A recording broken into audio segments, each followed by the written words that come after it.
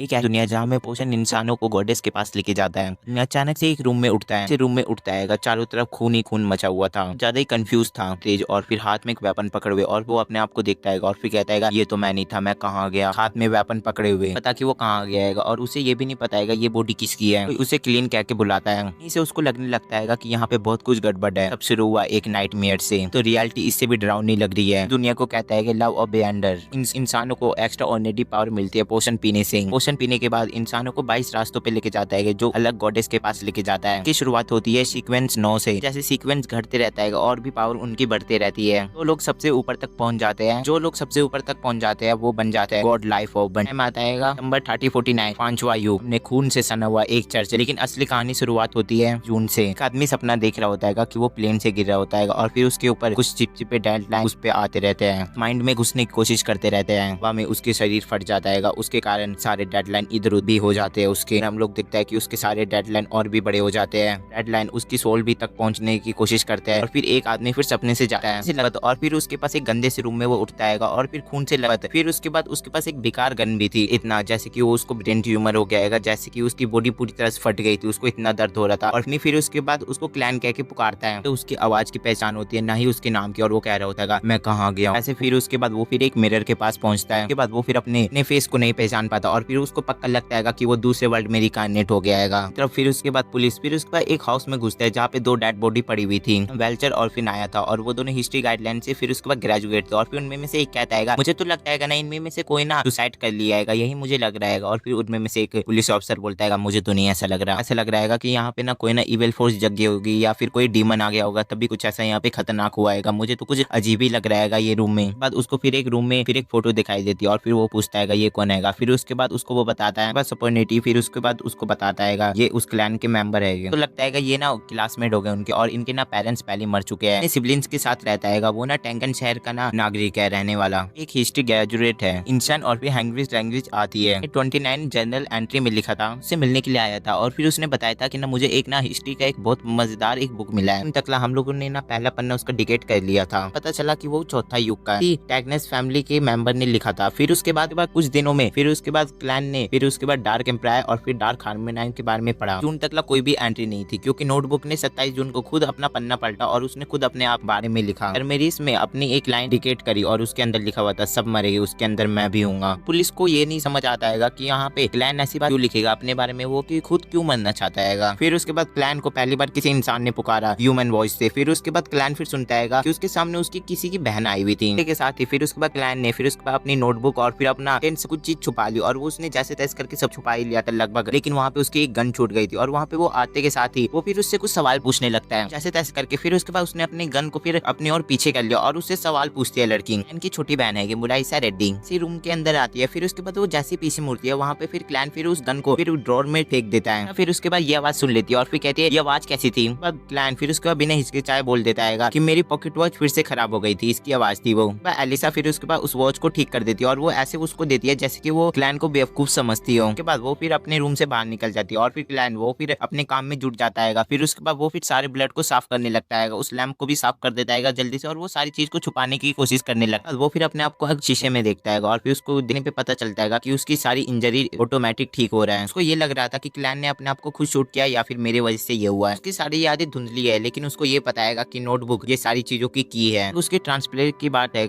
वो तो कुछ ज्यादा ही नॉर्मल लग रहा है क्योंकि उसकी पहली जिंदगी भी ऐसी थी और अब की जिंदगी भी ऐसी है। और वो कहता है ट्रांसलेट होने के बाद मैं ऐसा हो गया हूँ। उसको याद आता है कि मैंने ना ट्रांसलेट ना रिचुअल किया था, इसी कारण मैं शायद इस दुनिया में आ गया हूँ। एलिसा फिर से उसके रूम में घुसती है और फिर वो कहती है कि तुम्हें ब्रेड और फिर पीस लाना है, मैं अभी स्कूल जा रही हूँ। और फिर उसका भाई अभी जॉब हंट कर रहा है, उसे वादा करके जाती है कि ना मैं आज तुम्हारे के लिए कुछ ना कुछ स्पेशल करूंगी। वहाँ पे क्लैन कहता है कि मैं आज शायद मैं तुम्हें अब कभी नहीं देख पाऊँ। क्लैन फिर उसके बाद अपना गन उठाता है और फिर वो कहता है इस बार रिचुअल सही से हो मेरे से। कहता है कि ट्रांसलेट फिर से पहले डिनर से पहले हो जाए क्योंकि मेरी उम्मीद तो यही है कि मेरा आज काम पूरा तरह से हो जाएगा। फिर उसके बाद मार्केट में चला जाता है कुछ सामान लेने के लिए। बाद वो मिसेस मैरिन से फिर वो ब्रेड खरीदता है और फिर वो किसी स्ट्रीट पे चलते हुए चांद को देखते हुए कहता है कि ये पैरेलल वर्ल्ड में भी ये चांद ऐसा ही दिखता है। जब वो चर्च से गुजरता है तब वो देखता है कि यहाँ भी लोग ना लॉर्ड ऑफ चर्च गेम खेल रहे हैं। पुराने यूनिवर्स में भी था 1 सदी साल पहले। फिर उसके बाद एम्परर रीजन ने लैंड ऑफ गेम का निर्माण किया था, इनिस में गेम को इंक्रीज किया था। वो अभी लैंड ऑफ लॉर्ड्स के नाम से जाना जाता है। ये गेम बहुत ज्यादा ही फेमस हो गया है। इन्हें ट्रेडिंग्स और भी इंक्रीज किया था आगे जाके। इन्हें पहली बार स्प्रिंग फेस्टिवल की शुरुआत की की थी। फिर उसके बाद ये सभी थॉट में डूबा हुआ रहता है। फिर उसके बाद अचानक के पास एक जोकर आ जाता है। बाद वो उसके पास आके उसको फिर एक परफॉर्मेंस का कार्ड देता है और फिर कहता है कल शाम को वो परफॉर्मेंस होगी, 7 बजे शाम को आएगा, तुम यहाँ से आ जाना। और फिर वहाँ पे क्लैन उस जोकर को देखने के बाद कुछ ज्यादा ही शौक में रहता है और फिर कहता है जोकर मेरे को ये कार्ड क्यों देने के लिए आया था। तो वहाँ पे कुछ ज्यादा अजीब सा फील होता है। तब वो फिर अचानक से उस वहाँ से चल जाता है। उसके बाद वो फिर एक टेंट में पहुंच जाता है और फिर वहाँ पे एक लड़की बैठ के वो एक जादू की प्रैक्टिस कर रहा होता है। वो क्रिस्टल बॉल में वो देखी ही जा रही थी, यानी वो फ्यूचर देखने का काम कर रही थी। बाद वो लड़की फिर उसके बाद क्लैन को ना इनवाइट करती है वो अपना फ्यूचर या फिर पास्ट या फिर प्रेजेंट देख सके। उसके बाद एक जैनकी नाम का एक आदमी उधर से गुजर जाता है, वो हैट पहने हुए। वो फिर उसको देखने के बाद वो फिर उसको डर के फिर वहां से मुड़ जाता है। क्लैन अपने आप को टेंशन में फील कर रहा होता है और फिर कह रहा होता है कि मेरे को ऐसा लग रहा है जैसे कोई मेरे को लगातार देखे जा रहा है। बाद वो फिर मैजिशियन फिर उस टेबल पे वो फिर कार्ड रख देती है और फिर कहती है कि तुम एक बार ट्राई तो कर लो। और फिर वहाँ पे क्लैन सोचता है कि मुझे एक बार ट्राई कर लेना चाहिए, मुझे अपना पास्ट और प्रेजेंट को कम से कम देखना चाहिए। उसके बाद वो फिर एक कार्ड को शफल करता है और फिर वो एक साइलेंटली एक सवाल को सोचने लगता है, पहले से तैयार होता है। फिर उसके बाद वो फिर लेडी फिर उसके बाद 3 कार्ड निकालता है, पास्ट प्रेजेंट फ्यूचर। के बाद फिर क्लैन फिर उसके बाद प्रेजेंट वाला फिर उसको कार्ड उठाता है और फिर वहाँ पे वो लेडी कहती है द फूल। फिर उसके बाद क्लैन फिर उसके बाद इस कार्ड को कुछ अच्छी तरह से जानता है। ये कार्ड ना हमेशा ना बिगिनिंग लोगों के लिए बेस्ट होता है। अचानक से फिर उसके बाद चिल्लाते हुए फिर एक लेडी अंदर आती है और फिर कहती है तुमने मेरी जगह को क्यों चुरा लिया। फिर उसके बाद पता लगता है ये जो लेडी है ये तो बस एक बी स्ट्रीमर है, फ्यूचर देखने का बस तुमसे एक नाटक कर रही है। उसके बाद उसके पीछे फिर एक आदमी भी आ जाता है। उसको देखने के बाद क्लैन कुछ ज्यादा ही डर जाता है और फिर वहाँ से वो चल जाता है अपने घर पर। और फिर वो कहता है मुझे जल्दी से जल्दी अपने वापस जाना पड़ेगा, नहीं तो आगे जाके मेरे को परेशानी भी हो सकता है। तो अपने चारों फुट को लेगा और फिर कहता है मुझे लक से या फिर कैसे भी करके मुझे वहाँ वापस लौटना पड़ेगा, नहीं तो आगे जाके मेरे को परेशानी होगा। फिर उसके बाद वो फिर रिचुअल को दोबारा से स्टार्ट करने के बारे में सोचने लगता है। उसने खरीदा था वो फिर उस चारों कोने में रख देता है और फिर उसके बीच में वो फिर जाके खड़ा हो जाता है, हैंड जेस्टर बना देता है और फिर वो एक सेलर भी बना देता है। उसके बाद वो फिर सेलेस्टियन जेस्टर को ना फिर से वो दोबारा से वो चार्ट करने लगता है। फिर उसके बाद वो फिर उसका दोबारा से वो फिर रिचुअल धीरे धीरे करके स्टार्ट हो जाता है। उसके बाद वो धीरे धीरे करके फिर उसके बाद वो फिर पेपर धीरे धीरे करके वो फिर उड़ने लगता है और फिर इधर हम लोग सजेस्टेड पुलिस ऑफिसर को देखते हैं जो उधर से गुजर रहे होते हैं। फिर उसके बाद वो फिर हवा रुकती है और फिर वहाँ पे फिर उसका क्लैन को लगता है कि यहाँ पे कुछ भी नहीं हुआ है और फिर उसके अचानक से फिर सर में दर्द होने लगता है। लग रहा था कि जैसे कि उसको किसी ने हैमर से मारा है और फिर उसके शरीर में अलग सा ही रिएक्शन फैलने लगता है और वो कुछ ज्यादा ही अजीब से उसको फीलिंग होने लगता है, स्किन कांपने लगता है और फिर उसके कुछ ज्यादा अजीब सा फीलिंग होने लगता है। स्किन में ऐसे लग रहा था जैसे उसकी स्किन में आग लग गया था और फिर वो पेपर धीरे धीरे करके गायब होने लगता है। अचानक से फिर उसके बाद एक रेड स्टोन फट जाता है और फिर उसको एक जगह पे लेके जाने लगता है। बाद वो फिर उसको दूसरी दुनिया में खींच के लेके आ जाता है और फिर वो एक ऐसी दुनिया में जहाँ एक रेड और ब्लू एनर्जी आ रही होती है, पूरी तरह से रेड और ब्लू कलर की पूरी एनर्जी उसके अगल बगल घूम रही होती है। फिर उसके बाद वो कहता है मैं ऐसी जगह पे आ गया हूँ जहाँ इस फैमिली के पूरे फैमिली के अवेकन रिचुअल को पूरी तरह से कंप्लीट कर लिया, इस फैमिली का रिचुअल कंप्लीट हो गया। अब से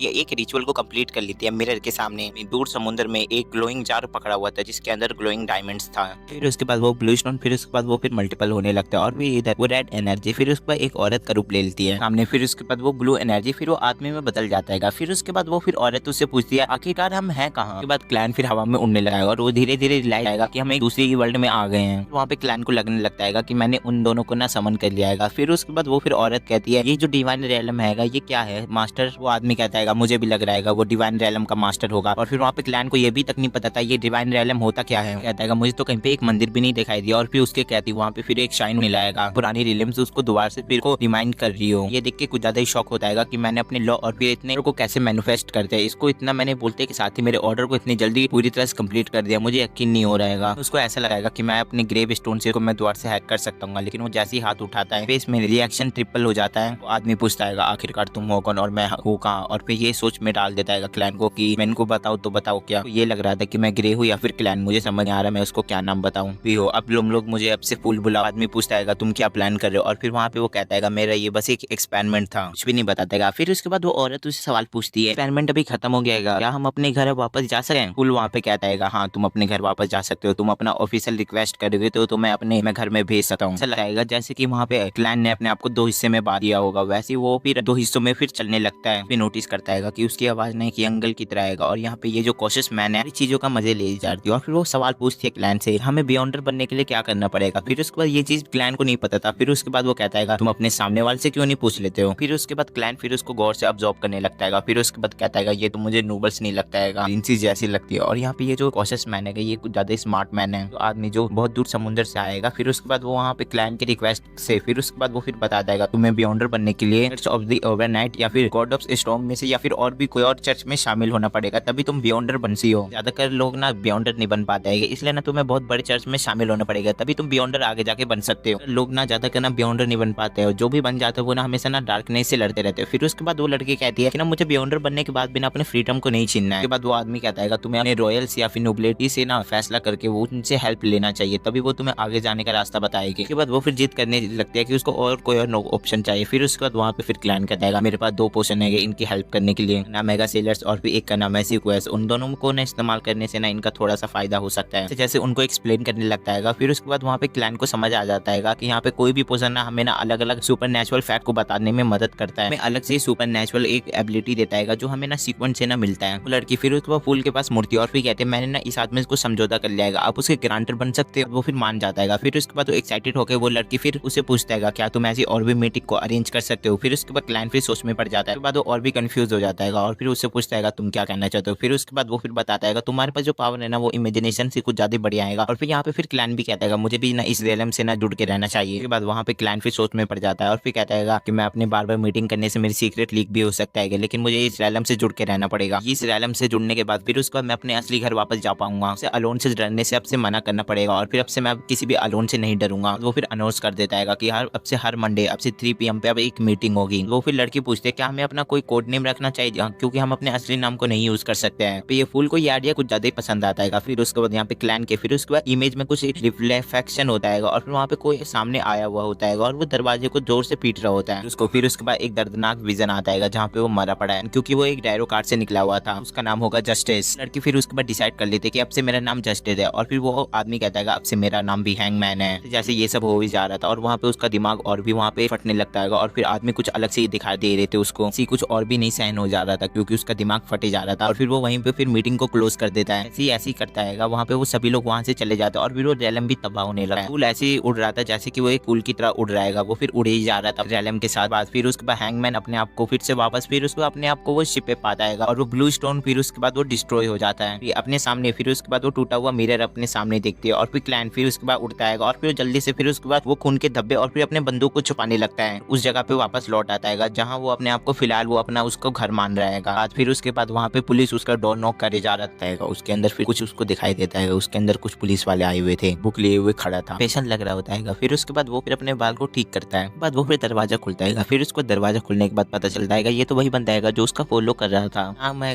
विजय, वो पुलिस का मेंबर रहेगा। मैंने तुमको ना थ्रेट नहीं किया था, मैं बस ना तुम्हारे प्रोटेक्ट कर रहा था ना परमिशन के। फिर उसके बाद वो फिर घर के अंदर आ जाता है। उसके साथ एक और ऑफिसर रहेगा। फिर उसके बाद वो फिर क्लैन को समझाने की कोशिश करता है। तो ये बोलता है ये तो बस एक रूटीन इन्वेस्ट है। उसके बाद वहाँ पे क्लैन पूछता है क्या सच में नाया और फिर उसने सही में सुसाइड किया था। फिर उसके बाद वहाँ पे वो डिटेक्टिव कहता है मुझे तो यही लगता है तुम बताओ। क्लैन को शक हो रहा था कि उसके अंदर कुछ ना गड़बड़ होगा। फिर उसके बाद वो कहता है मुझे ये बात बस अपने तक ही रखना चाहिए। उसके बाद सभी को फिर इसके बाद वो नोटबुक मिलता है और फिर उसके अंदर लिखा हुआ था वी डाइड। और फिर उससे पूछता है क्या लिखा हुआ है। फिर उसके बाद वहाँ पे फिर क्लैन फिर उसके बाद थोड़ी देर सोचने का नाटक करता है। फिर उसके बाद वो कहता है मुझे नहीं पता है। उसके बाद एक बंदा कहता है कि तुम्हारे खिलाफ एक एविडेंस है, क्योंकि एक बंदा कह रहा है कि तुम उस दिन उसके घर गए थे। ये बात तो क्लैन को खुद भी नहीं पता था और वो कहता क्या मैं उस दिन गया था, ये बात तो मुझे भी नहीं पता। बात वो फिर कहता है तुमने हाल फिलहाल में जो भी किया है ना तो उसका एक ही तरीका है पता करने का, अपना खुद का जर्नल पढ़ो तो कोई भरोसा करे या फिर नहीं करे। फिर उसके बाद डन आगे आके कहता है वहाँ ना उसका ना रिवॉल्वर ना गायब था, मुझे तो शक है वो तुम पे आएगा। फिर उसके बाद वहाँ पे क्लैन बिना हिचकिचाए बोलता है वो वहाँ पे रखा हुआ है। बाद वो भी एक्सप्लेन करता है कि ना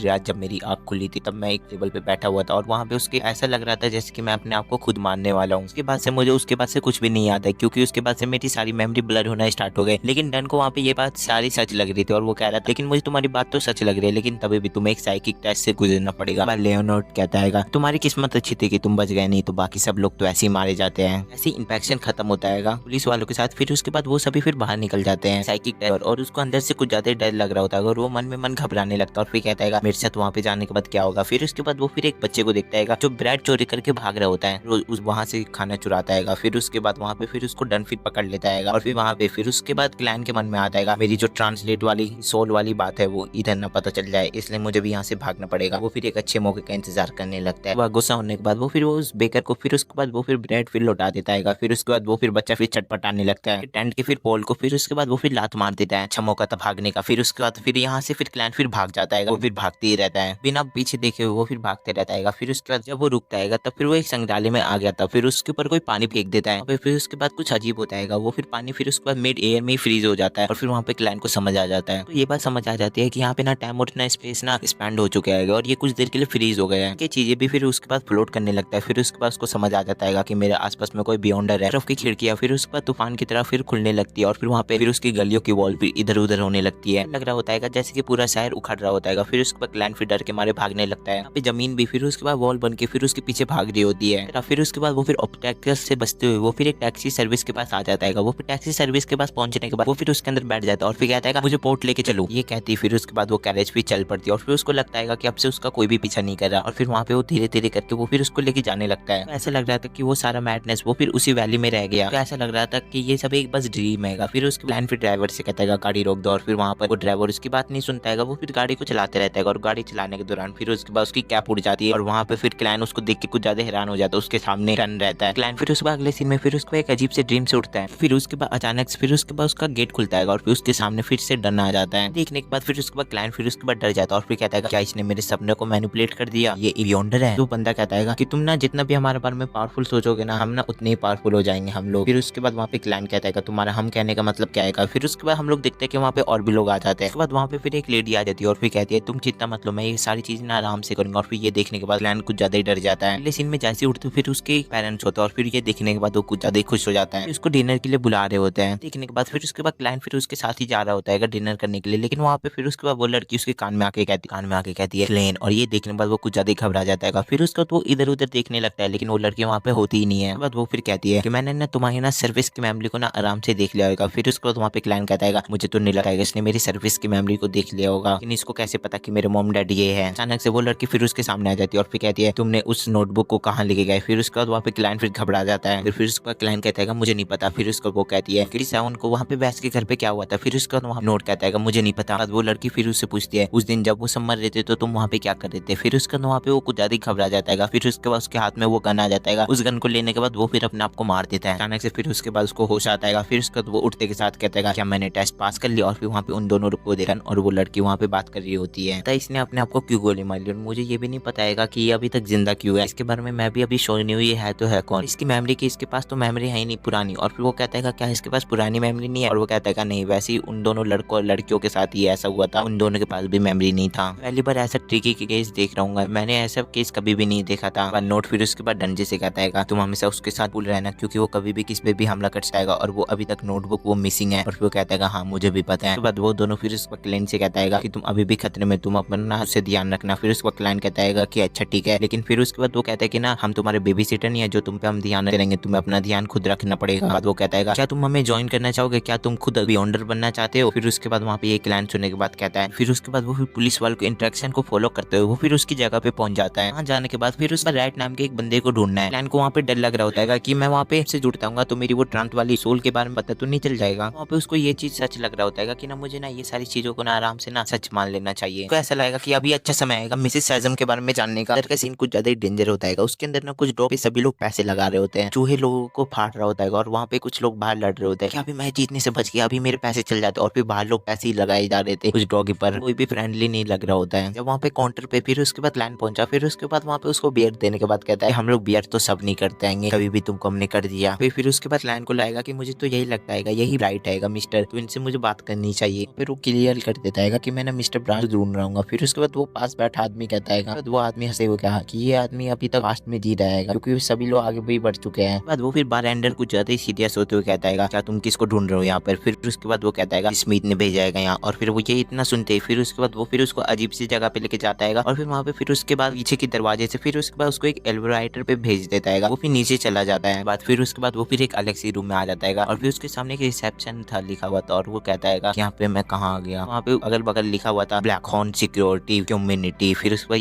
ये पढ़ती वो कहता है मैं सही जगह पे आ गया हूँ। पीछे बैठी हुई तेरी रिसेप्शनिस्ट। फिर उसके बाद वो कहती है उसका नाम था रोजाना डिलेड। और फिर उसके बाद वो आने के बाद कहता है ये तो एक सिक्योरिटी कम्युनिटी पुलिस ऑफिसर का एक जगह है ना अंडरकवर में। फिर उसके बाद वो फिर उस लड़के को फिर उसके बाद अपना नाम बताता है। फिर उसके बाद वो लड़के कहते हैं कि हम मुझे वो बताए थे कि वहाँ पे आज कोई आने वाला है न्यू बंदा। वो फिर उसको आगे जाने की परमिशन देती है। फिर उसके बाद वो फिर देखता है, बाद वो फिर उसको बताने लगती है कि ना इनसे ना बियॉन्डर के ना केस कुछ ज्यादा ही बढ़ गए हैं। फिर उसके बाद एक लड़की जाती है। फिर उसके बाद रोजानी उसको समझाने लगते हैं ये जो लड़की है ना ये ना रॉयल है और ये ना प्लस बहुत खूबसूरत भी है, ज्यादा बात करती नहीं हूँ। वो दोनों फिर उसके बाद एक रूम में आ जाता है। फिर उसके बाद वो फिर एक बंदे को देखा है। फिर उसके बाद उसके बारे में बताने लगते हैं इसका नाम ना फ्राई और ये ना दिखने में अच्छा नहीं लगा लेकिन ये दिखने में बहुत अच्छा आदमी है और दिल से भी बहुत अच्छा आदमी है, स्केच करना भी सिखाया है। तो वो दोनों फिर उस पर आगे जाते हैं। फिर उसको आगे जाने के बाद उसको एक बंदा दिखाई देता है, इसका नाम क्लैने होता है। अभी 6 महीने हुए और इसको देखने के बाद वो कहता है कि ये बंदा हमेशा ना नर्वस ही रहता है, इसके बारे में तो मुझे भी नहीं कुछ ज्यादा पता है। वो फिर उसको आगे लेके आ जाती है। फिर उसके बाद उसको वो कहती है कि अब तुम यहाँ पे आ चुके हो, इसके बाद तुम्हें आगे खुद जाना है, आगे आके तुम खुद चल जाना। फिर उसके बाद क्लैन उससे पूछता है तुम नहीं मेरे साथ आओगी। फिर उसको कहता है मुझे कैप्टन से पता नहीं क्यों डर लगता है, क्योंकि वो दयालु इंसान है, बहुत अच्छे इंसान है, पता नहीं मैं उससे क्यों डरती हूँ। क्लैन फिर जिसके बाद वहाँ पे फिर क्लैन फिर उससे अकेले मिलने के लिए चला जाता है और फिर वहाँ पे डन रहता है। उसको देखने के बाद कहता है क्या तुमने डिसाइड कर लिया है ज्वाइन करने के लिए, और वहाँ पे वो सोच में पड़ जाता है और फिर कहता है हाँ मैंने सोच लिया है मैं यहाँ पे ज्वाइन करूंगा। वहाँ पे वो हाँ कर देता है। फिर उसके बाद फिर डन उसको सारे एग्रीमेंट दिखा जाएगा। एग्रीमेंट दिखाने के बाद वो कहता है मैं तुम्हें सारे एग्रीमेंट दे दूंगा, और वो उसको सारे एग्रीमेंट दे, और उन एग्रीमेंट पे लिखा हुआ था स्पेशल पुलिस कमांडर ऑफिसर, और वहाँ पे वो कहता है क्या मैं स्पेशल हूँ। वो कहता है हाँ तुम स्पेशल ही हो, पुलिस लिखा हुआ था। फिर उसके बाद क्लैन पूछता है क्या हम लोग पुलिस है। फिर उसका वो कहता है हम लोग ब्लैक थॉम्प है, लेकिन हम लोग बस उसके अंडर आते हैं, हम लोग एक पुलिस ऑफिसर ही है। फिर उसको वो कहता है अच्छा ठीक है मुझे अब समझ आ गया, कुछ स्पेशल होता है। हमारा काम जो होता है ना वो जो सुपर नेचुरल चीजों को ना हमसे डिकेट करना होता है, तुम भी ना हमें में से एक हो। क्लैन कहता है आज से मैं भी आपको कैप्टन बुलाऊंगा। फिर उसको कहता है अच्छा ठीक है। फिर उसको कहता है यहाँ ज्वाइन होने के बाद ना हमेशा ना लोग की ना मैडनेस होने का कुछ चांसेस रहता है। उसको फिर वो कहता है ना तुम ये मोमबत्ती को देखो, मोमबत्ती को देखने के बाद तुम्हें कैसा लग रहा है कि तुम इसको लो और फिर मेरे पीछे आओ। वो कहते फिर उसको एक रूम में लेके आ जाता है और फिर वहाँ पे बहुत सारे लोग के ग्रेव पे फिर मोमबत्ती रखी हुई थी। डन उसको बताने लगता है यहाँ पे जितने भी लोग का नाम लिखा हुआ है वो ना डंप होम के कारण ना सैक्रिफाइस हो गए हैं, ना लोग ना अनकंट्रोल हो गए थे, इसी कारण ना वो सैक्रिफाइस कर दिए गए हैं हम लोग। और फिर वहाँ पे फिर उसके बाद वो फिर मोमबत्ती को रख देता है, इसको फिर टैंगिन कहा जाता है कि ऐसे सैक्रिफाइस होता है। फिर उसके बाद वहाँ पे क्लैन भी फिर अपना कैंडल जला के रख देता है। डन कहता है क्या तुम्हें मिथ ऑफ क्रिएशन के बारे में पता है। फिर उसको क्लैन कहता है मुझे इसके बारे में नहीं पता है। वो कहता है हाँ मुझे थोड़ा बहुत पता है, वो जो क्रिएटर था ना वो ना डेविल कौन से उठा था, पहली लाइट को क्रिएट किया था, उसी ने पहली बार सभी एक्सचेंजेड को बनाया था। एक आंख थी ना वो ना सूरज बन गई थी, और दूसरी आंख क्रिम्बल बॉल, बॉडी जो थी ना वो ना लैंड और स्टार बन गई थी, बाल थे ना वो ना विलीज बन गए, कान था वो ना डिमोनिक वॉल बन गए थे। डन कहता है कि हाँ हम लोग भी इसके सेम ओरिजिन से आएंगे और हम लोग के साथ भी ऐसे ही होता है, इंसान मरने के बाद वो फिर पोशन बन जाता है। ये इंग्रेडिएंट का यूज करके हम लोग भी एक पोशन बना सकते हैं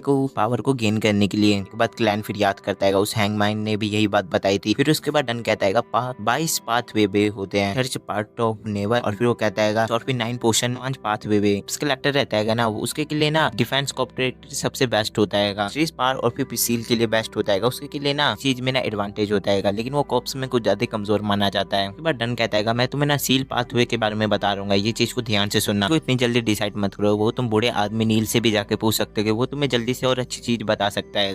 एल्केमी रूम में आएगी, तुम उस रूम में जाके फिर उनसे पता कर सकते हो। फिर उसके बाद क्लैन कहता है ठीक है, बाद वो फिर चला जाता है। फिर उसके बाद वो फिर बाहर आने के बाद सोचता है मुझे कौन सा पोशन को चॉइस करना चाहिए। फिर उसके बाद वो फिर उसके रूम के पास आ जाता है, पता है मुझे कौन सा पोशन चॉइस करना है। फिर उसके बाद वो फिर एल्केमी रूम में आ जाता है जहाँ पे नील होता है। फिर उसके बाद फिर एक धमाका हो जाता है, देखने के बाद फिर उसके बाद नील भी अपना इंट्रोडक्शन देने लगता है। फिर उसके बाद क्लैन भी अपना इंट्रोडक्शन देता है, देखने के बाद कहता है तुम इतनी जल्दी चिंता मत लो, मैं तुम्हारी पोशन पिक करने में मदद कर दूंगा, क्योंकि मुझे डन ने यहाँ पे सारी चीज पहले ही बता दी है, तुम इतना जल्दबाजी मत करो, तुम मेरे पहले कुछ डॉक्यूमेंट्स उठाने में मदद करो। वह क्लैन भी कहता है अच्छा ठीक है मैं तुम्हारी मदद कर दूंगा। फिर उसके बाद ऐसे बोल के फिर उसके बाद वो फिर उसको डॉक्यूमेंट्स उठाने में मदद कर देता है। नील फिर उसको कहने लगता है मुझे ना डन ने बताया था तुम्हें एशन और फिर पास फिर हर्मीज आता है, तुमने उसके अंदर ग्रेजुएशन पास किया था। क्लैन भी कहता है हाँ मैंने उसको बहुत अच्छी तरह से पढ़ा था। पर नील भी कहता है अच्छा ठीक है चलो हम लोग ऐसी चीज से स्टार्ट करते हैं, जैसे कि एक पेपर, फिर एक पेपर पे कोई चीज लिखता है, फिर उसके बाद उसको देता है और फिर कहता है तुम इसको सॉल्व करने की कोशिश करो। तुम्हें एक बार इसकी याद पड़ जाएगी, जब तुम एक एम्पेरियल और फिर रोजेल के एक पावर को ढूंढने जाओगे तब तुम्हारी ये बहुत काम आएगी, तुम इसको ध्यान से नोट कर लो। बाद वो कहता है मुझे भी इसको सॉल्व करने में बहुत मुश्किल हुई थी, क्योंकि ये जब बुक मिला था ना तो कम से कम मेरे को 2-3 दिन लग गया था इसको सॉल्व करने में। इसके अंदर लिखा हुआ था कि रोजेलिया ने ना 3 पावर बनाई थी, और इसके अंदर ये लिखा हुआ है बहुत ज्यादा पावरफुल है, लेकिन वो 150 साल पूरे हो चुके हैं, अभी भी इसको कोई नहीं लिया है, मैंने इनको अभी तक सॉल्व नहीं किया है, अभी ये पूरी तरह सॉल्व करना बहुत मुश्किल आएगा। और फिर वो कहता है मैंने ना कुछ सैंपल को ना कम से कम थोड़ा बहुत सॉल्व कर दिया है, आखिरकार ये बहुत मुश्किल है चीज है ना। उसके बाद वो कहता है कुछ जो सिंबल है ना वो ना कुछ ना नंबर को ना सिंबल करता है, इसलिए ना मुझे इसको धीरे धीरे करके सॉल्व करना पड़ेगा बोलते के साथ ही। फिर उसके बाद वो फिर डायरी के कुछ पेजेस को फिर उसके बाद क्लैन को दिखाता है, उसके बाद वो कुछ ज्यादा हैरान हो जाता है और फिर कहता है ये तो चाइनीज में लिखा हुआ है, पढ़ सकता है क्योंकि वो पहले चाइना में ही रहता था ना, और वो कहता है मैं तो चाइना में ही रहता हूँ, मैं तो इस डायरी को आराम से पढ़ सकता हूँ। इसके बाद वो फिर उस डायरी को पढ़ने लगता है और उसके अंदर 18 नवंबर की एंट्री था, अंदर रोजेलिया लिखता है मैंने ना काफी गरीब पर्सन मिला और वो ना कुछ ज्यादा पोटेशियन था, और मुझे ना कुछ ज्यादा ना लकी था क्योंकि वो ना इस बुक के ना मेन कैरेक्टर से मिला। उसके बाद फिर उसके बाद उस डायरी में ना 1188 में लिखा हुआ था, और रोजेलिया लिखता है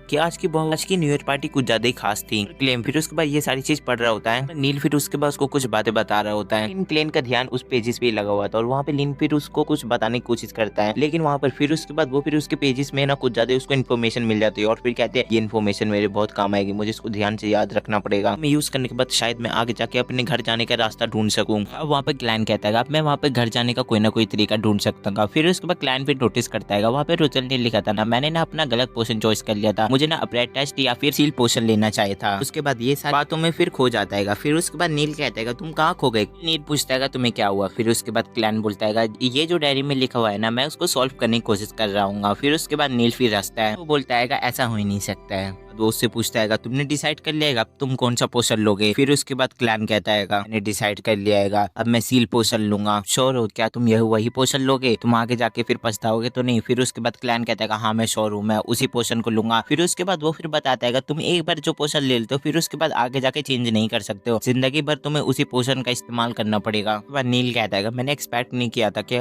सील पोशन लोगे, मुझे तो लगा तुम कोई और सा पोशन लोगे। फिर उसके बाद नील को हम लोग देखते हैं वो फिर पोशन तैयार करने के लिए चला जाता है। पोशन तैयार करने के लिए जुट जाता है कभी हरी पत्ती या फिर कभी वो सारी चीज डालने के बाद, सारे इंग्रेडिएंट को डालने के बाद वो आखिरकार वो फिर बनी जाता है। फिर उसके बाद क्लैन से कहता है लो अब तुम इसको पी लो। और यहाँ पे थोड़ा वो हिचकिचा रहा होता है और फिर कहता है इसके अंदर जहर तो नहीं है, क्या मैं इसको पीने के बाद मर तो नहीं जाऊंगा या फिर मेरे बॉडी ब्लास्ट तो नहीं हो जाएगा पहले की तरह, आगे जाके मेरे पास क्या होगा, मुझे कुछ भी नहीं समझ आ रहा। फिर उसके बाद वो थोड़ी देर हिचकिचाने के बाद वो फिर उसको पीता है। पीने के बाद उसको लगता है कि उसके शरीर में कुछ हो रहा है और वो कहता है मेरे धीरे धीरे करके कुछ चेंजिंग हो रहा है। पीने के बाद उसके बॉडी में कुछ ज्यादा चेंजिंग होने लगता है और फिर बोलता है ये मेरे साथ क्या हो रहा है। फिर उसके बाद नील कहता है फर्स्ट टाइम मेरे साथ भी ऐसा ही हुआ था, तुम चिंता मत लो, मैं तो जीने से ही गिर गया था, तुम तो यहाँ पर हो। के बाद वो कहता है तुम्हें एक ऐसा ऑब्जेक्ट को सोचना है जो इस दुनिया में एग्जिस्ट ही नहीं करता है। फिर उसके बाद वहाँ पे क्लैन फिर उसके बारे में सोचने लगता है, सब ऐसे इमेजिन कर रहा होता है। तभी फिर उसकी स्पेशल पावर फिर उस पर अनकंट्रोल होने लगती है, वो पावर और भी कंट्रोल होने लगती है। और फिर वो कहती है कि तुम अपने आप को कंट्रोल करो, नहीं तो यहाँ पे कुछ भी हो सकता है। फिर उसके बाद नील फिर उसके बाद उसको देखने में हैरान हो जाता है और फिर वहाँ पे वो अपने आप को थोड़ा थोड़ा करके कंट्रोल करने की कोशिश करता है, आपको कंट्रोल नहीं कर पाता है। फिर उसके बाद वो मिसाइल, प्लेन और भी चीजों को वो फिर देखने लगता है, इमेजिन करने लगता है और भी चीज को वो सोचने लगता है क्या क्या हो रहा है मेरे साथ। से ऐसी चीजों को इमेजिन कर रहा होता है जो पहले मॉडर्न दुनिया में थी। और वो नील देखने के बाद और भी हैरान हो जाता है और फिर कहता है ये क्या क्या चीजों को इमेजिन कर रहा है, ये तो दुनिया में एग्जिस्ट ही नहीं करती है। देखने के बाद वो और भी हैरान हो जाता है और फिर कह रहा है हमारे दिमाग में क्या थॉट आ रहा है, तुम उसको कंट्रोल करो। फिर उसके बाद वहाँ पे फिर क्लैन फिर अपने आप को थोड़ा थोड़ा करके कंट्रोल में कर लेता है। करने के बाद उसकी आंखें भी काली कलर की हो जाती है। उसके बाद उसकी पावर अप से मिल चुकी है सील की पावर। उसको कहता है मैंने ना तुम्हारे बारे में सही सोचा था, तुम्हें लोग सही में कमाल के कहते थे, तुम एक नंबर के आदमी हो। कहते थे तुम्हारे पास ना स्ट्रेट विजन है, तुम उसका इस्तेमाल करके देख सकते हो। और फिर उसके बाद उसको फिर पीछे कोई दिखाई देता है, अगले पल ही उसको कोई पीछे दिखाई देता है लेकिन वहाँ पे वो गायब हो जाता है। फिर उसके बाद वो फिर अपने पावर को देखने की कोशिश करता है लेकिन वहाँ पे वो सर में दर्द होने लगता है और फिर कहता है मुझे अपने पावर का भी इस्तेमाल नहीं करना चाहिए। फिर उससे कहता है क्या तुमने अभी इल्यूजन देखा है। फिर उसके बाद वो कहता है हाँ मैंने अभी इल्यूजन देखा है, इसलिए हो रहा है क्योंकि तुमने अपने पावर को यूज करके कुछ ज्यादा ही थक गए हो, तुम्हें ये विजन अभी बंद करना है तो तुम अपने आईब्रो के बीच में अभी 2 बार टच करो, वो बंद हो जाएगा। करने के बाद फिर उसके बाद क्लैन भी ऐसा करता है और फिर उसकी विजन वो फिर बंद हो जाता है। फिर उसके बाद नील कहता है इस विजन के साथ ना स्पिरिचुअलिटी भी कर सकते होगे, तुम्हारी आगे जाके बहुत काम आएगा। स्पिरिचुअलिटी मैजिक को भी यूज कर सकते हो, तुम्हें ये डीमन हंटिंग बुलेट भी दे रहा हूँ और ये रिसीव भी दे रहा हूँ, ये तुम्हारे आगे जाके बहुत काम आएगा, अब से तुम एक पुलिस ऑफिसर हो सीन में। फिर उसके बाद वो फिर क्लैन फिर उसके बाद डन के पास आता है। फिर उससे कहने लगता है कि नील ने मुझे बताया सारी चीजों को बहुत जल्दी कर लिया और बहुत आसानी से कर लिया, तुम स्पेशल हो और तुम्हारे पे बहुत ज्यादा खतरा आएगा और बहुत ज्यादा अटैक आएगा, इसलिए तुम हमेशा बच के रहना, तुम ज्यादा चीजों में इवॉल्व होने की कोशिश मत करना और ज्यादा लड़ाई झगड़े में मत फंसना, अभी से तुम ऑफिस में ज्वाइनिंग कर सकते हो। तुम्हें एक बात याद रखना, तुम अभी हमारे ऑफिसर नहीं हो, तुम अभी एक केवल क्लर्क हो, हमारी सैलरी केवल 3 पाउंड होने वाली है हफ्ते में और अभी तुम ये एडवांस अपने पास रखो। फिर उसके बाद वो कहता है थैंक्स सर। उसके बाद क्लैन फिर उसके बाद उस पेमेंट को देखने के बाद कहता है क्या मुझे 12 पॉइंट मिला है, ये तो बहुत ज्यादा ही पेमेंट है। फिर उसके बाद वो कहता है मेरी बहन को तो इससे भी कम पेमेंट मिलता है, उसको तो वीकली शायद 2-3 पॉइंट मिलता है, मेरे को तो इससे ज्यादा मिला है। उसके बाद वो कहता है मेरे भाई को तो ना केवल बेंसेंट को ना केवल हफ्ते में 5 या फिर 6 मिलता था और मेरे को तो इतना ज्यादा मिल रहा है। फिर उसके बाद डन कहता है तुम ना इसके बाद ना किले खरीद ले ना जाने के बाद। फिर उसके बाद डन कहता है तुम ना वैसल के ना घर के पास ही घूमना क्योंकि तुम्हें वहाँ पे याद आए कि वो नोटबुक कहाँ है। फिर उसके बाद वो फिर केक खरीदने के लिए चल जाता है, वहाँ पे जा रहा होता है तभी फिर उसको वहाँ पर लेनॉर्ड नोट मिल जाता है और फिर कहता है तुम्हें एक असाइनमेंट मिल जाएगा, जल्दी से आ जाओ मेरे पास। अंदर आने के लिए कहता है। फिर उसके बाद वो फिर अंदर चल जाता है। फिर उसके बाद वो फिर बताता है तुम्हें और मुझे एक असाइनमेंट मिला है और वो कहता है ये बच्चे को देखो, लेनोर को ढूंढना है और इसे ढूंढने के बाद ना उसके मॉम डैड के पास देना है। ये एक मर्जेंट का बेटा है, वे किडनैप कर लिया था और इसे हमें जल्दी से जल्दी ढूंढ के लेके आना है। फिर उसके बाद वो कहता है ये तो हमारा काम नहीं है ना, हमें तो बस डीमन को हंटिंग करने का काम है ना। फिर उसके बाद वो कहता है इससे हमें बहुत ज्यादा ही फायदा होगा, इससे हमें जरूर करना पड़ेगा ये काम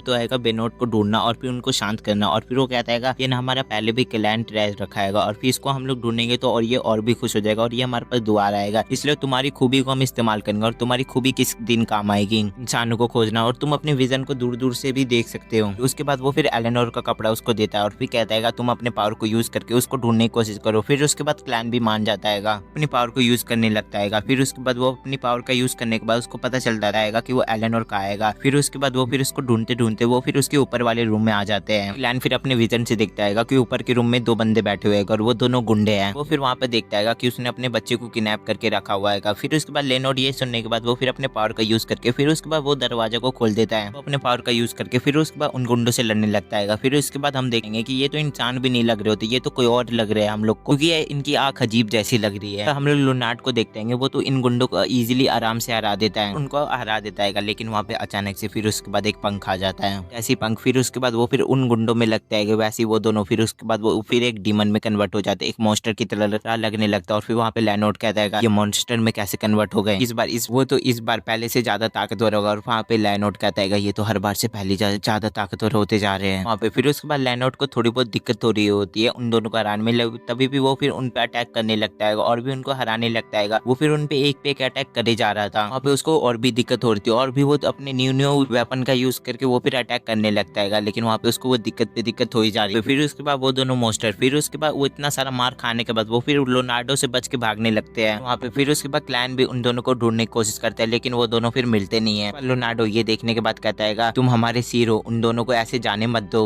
और इतना कहते ही फिर उसके बाद क्लैन भी उनको ढूंढने लगता है। उसको फिर सामने की ओर वो ढूंढ ही रहा होता है। फिर उसके बाद वो मॉन्स्टर फिर उसके साइड में वो आ जाता है। फिर उसके बाद क्लैन उसको देखने के बाद डर जाता है। फिर वो डरने के बाद फिर उसके बाद वो फिर शूट कर देता है और फिर वो लिनोड कहता है इसको मार दो। फिर उसके बाद वहाँ पे फिर क्लैन अपने बंदूक को वहाँ पे चला देता है। वहाँ पे वो मॉन्स्टर फिर उसके गोली से फिर वो घायल हो जाता है, लेकिन वहाँ से वो भागने लगते हैं। उसके बाद वो फिर आसमान की ओर भागने लगता है। फिर उसके बाद लैंड फिर उसके बाद अपने पावर का यूज करके वो फिर उन दोनों को नीचे गिरा देता है। गिराने के बाद वो फिर चुटकी बजाते एक साथ वो दोनों को फिर खत्म कर देता है। 2 मिनट में ऐसे खतरनाक तरीके से मौत के घाट उतार देता है। के बाद वो फिर क्लैन को बताता है मैंने ना मिडनाइट ऑफ द एबिलिटी का यूज किया है। क्लैन तब मतलब ये अब से गहरी नींद में सो गया और ये कभी भी नहीं जागेगा। और ये ऐसे बोलने के साथ ही फिर उसके बाद क्लैन फिर उस बच्चे को सेफली वो फिर लेके चल जाता है। फिर उसके बाद वहाँ पे लैंड बोलता है तुम ना मेरे को ना अभी से लेके पहले से ही बहुत पसंद हो। वहाँ पे क्लैन की फिर उसके बाद थोड़ी बहुत याददाश्त आने लगता है। उसको ऐसा लगता है कि मैं यहाँ पे आ चुका हूँ। फिर उसके बाद वो बच्चा फिर वहाँ से चला जाता है। फिर उसके बाद वहाँ पे लैंड कहता है यहाँ पे पहली बार ऐसे अनकंट्रोल हुआ, मैं ऐसे जल्दी अनकंट्रोल नहीं होता हूँ। ऐसे ही बियॉन्ड को हराना भी मेरे को पसंद नहीं आएगा जो इतना जल्दी अनकंट्रोल हो जाता है। फिर उसके बाद वो फिर क्लैन को हाथ मिलाता है और फिर कहता है हमने बहुत अच्छा काम किया। उसके बाद लैंड फिर उसके बाद क्लैन को कहता है तुम्हारे अंदर कुछ ना कुछ है जो मुझे बहुत पसंद आता है। तो वो धीरे धीरे करके अट्रैक्ट कर रहा है। लेकिन वहाँ पे फिर उसके बाद क्लैन फिर घबरा जाता है। फिर उसके बाद वो फिर वहाँ से चला जाता है। लैंड को फिर उसके बाद क्लैन पे थोड़ा बहुत शक होने लगता है। फिर उसके बाद अगले सीन में फिर वो अपने घर वापस आ जाता है। उसे जाके बताऊंगा कि मुझे इतनी जल्दी जॉब मिल गई तो मेलिसा कुछ ज्यादा खुश हो जाएगी तो बोलते ही फिर उसके बाद वो फिर अपना दरवाजा खोलता है। लेकिन वो देखता है वो अपने घर पे नहीं होता है, कि वो दूसरी जगह पे आ जाता है। फिर उसके बाद वो कहता है मैं यहाँ कहाँ गई, यहाँ तो मैं पहली बार आया हूँ। और वो कहता है ये मैं कहाँ गया, मुझे तो यकीन नहीं हो रहा है, कुछ भी नहीं समझ आ रहा है कि ये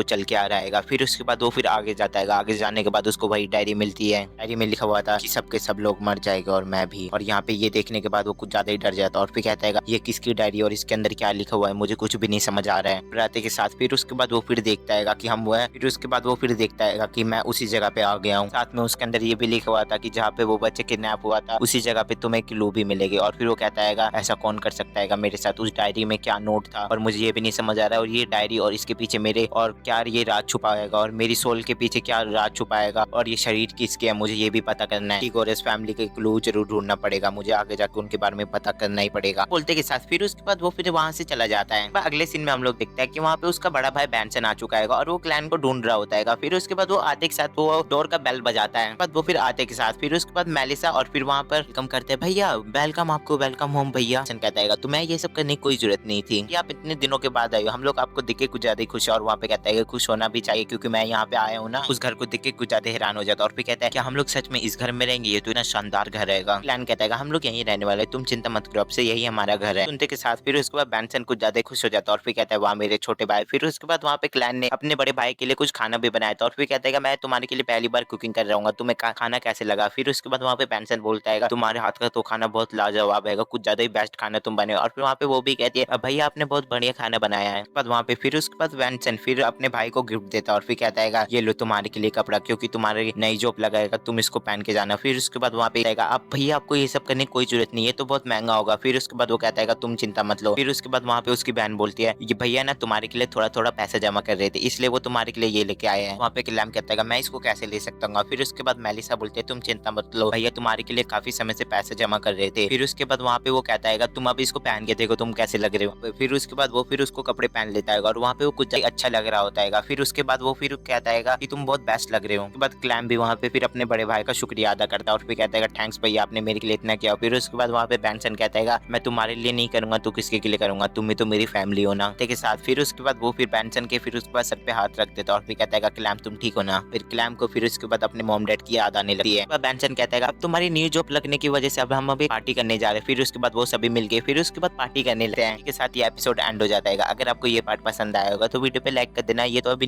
न्यूली एनिमे आया है, इस पे कम से कम 500 लाइक कर देना। मिलते हैं नेक्स्ट